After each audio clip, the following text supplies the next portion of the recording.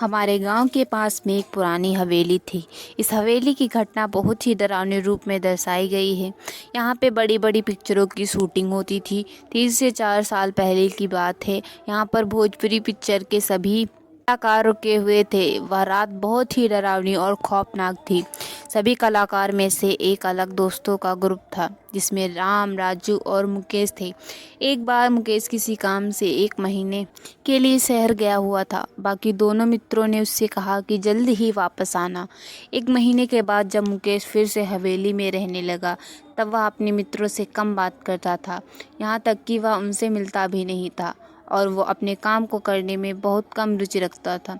जब भी उसके मित्र उससे बात करने की कोशिश करते थे, तो वो उनकी बात टाल देता था और रात के करीब 12 बजे सोने के लिए ही हवेली में आता था। अपने घर से हवेली में आए हुए केवल 6 दिन ही हुए थे। एक दिन उसका भाई उस हवेली में आ पहुंचा।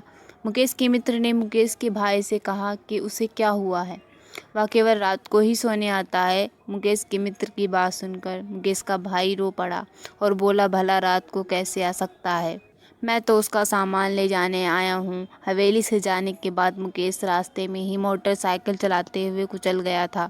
क्योंकि उसकी मोटरसाइकिल की रफ्तार बहुत ही तेज़ थी, इसलिए वह ट्रक के नीचे आ गया। तभी मुकेश के मित्र सोच में पड़ गए कि वो कौन था जो रात को सोने आता था। क्या वह उसका भूत था? उस दिन के बाद मुकेश का भूत फिर कभी नहीं आया। पर सारे कलाकार डर के मारे रात को सो नहीं पाते थे। मुकेश के कमरे में ताला भी लगा दिया गया था। कहते हैं कि मुकेश को अपने मित्रों से लगाव था। फिर कभी भी कोई पिक्चर की शूटिंग इस हवेली में नहीं हुई।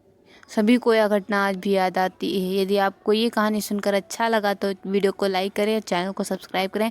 Thanks for watching.